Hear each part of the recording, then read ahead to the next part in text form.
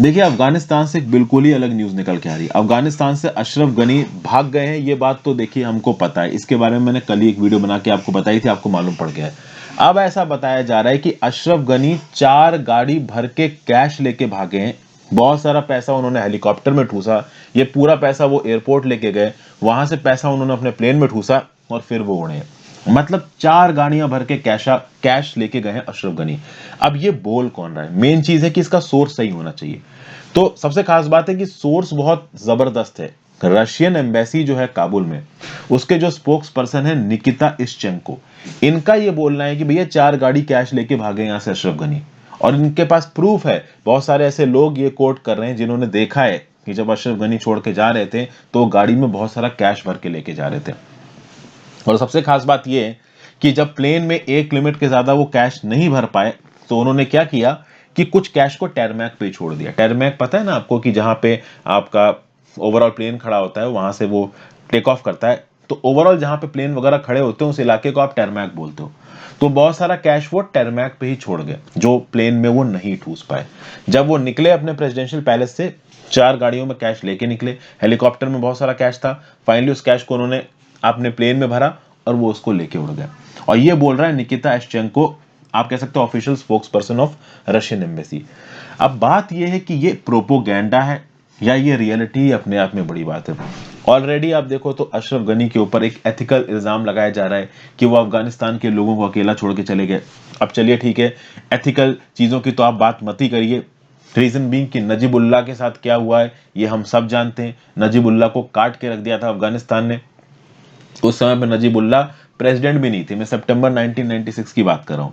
तो अशरफ गनी को भी ऐसा लग रहा है कि उनके साथ हो सकता है, तो हो सकता है वो अपनी जान बचाने के लिए चले गए हो। यहां तक तो समझ में आता है। लेकिन अगर वो कैश लेके गए हैं तब एक बड़ा सवाल उठता है इनकी क्रेडिबिलिटी के ऊपर।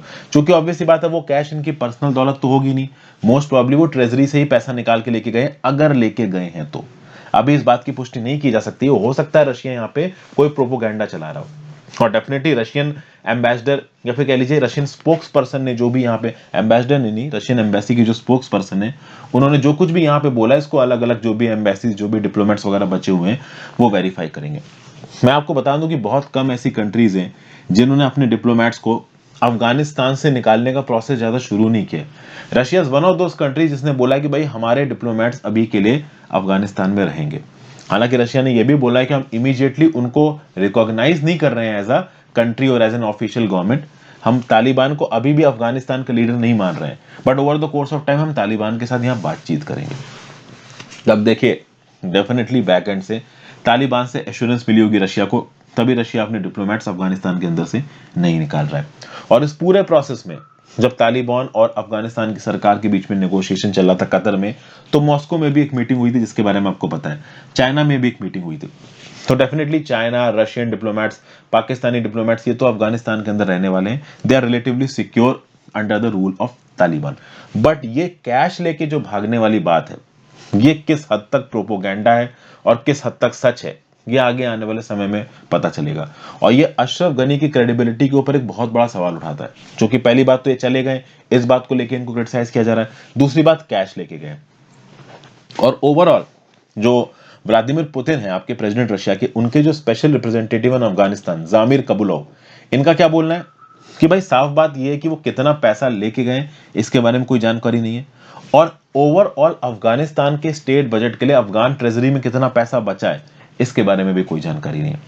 अभी के लिए कहां गए अशरफ गनी, इनके वेयर अबाउट्स के बारे में भी हमें ज्यादा नहीं पता है। अब आप एक इंडिविजुअल के पर्सपेक्टिव से सोचिए, अगर इनके पास कैश नहीं होगा तो ये अपने आप को सस्टेन नहीं कर पाएंगे, ये बात बिल्कुल सही है।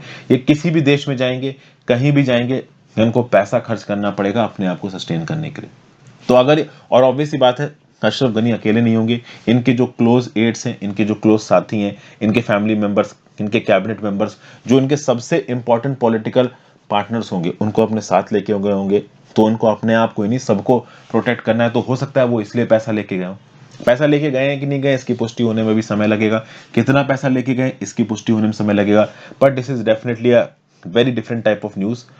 अफगानिस्तान के लोगों को डेफिनेटली ये न्यूज पसंद में आने वाली नहीं है।